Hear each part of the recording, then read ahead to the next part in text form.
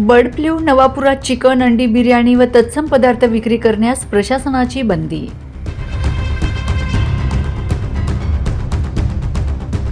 नवापूर शहरात तिसऱ्यांदा बर्ड फ्लूचा शिरकाव झाल्याने खळबळ माजली आहे.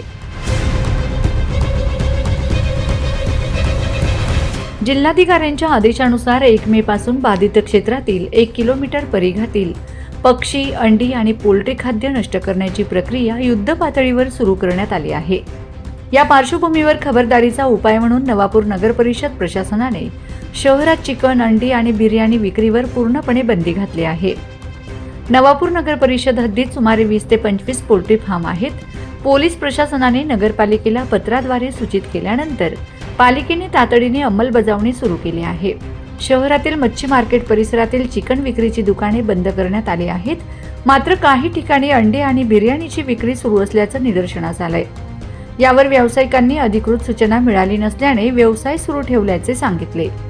या संदर्भात नगरपालिकेचे मुख्य अधिकारी मयूर पाटील यांनी स्पष्ट केले की शहरात चिकन, अंडी आणि बिर्याणी विक्री करण्यास सक्त मनाई करण्यात आली आहे. जी दुकाने अद्याप सुरू आहेत ती तात्काळ बंद करण्यात येतील.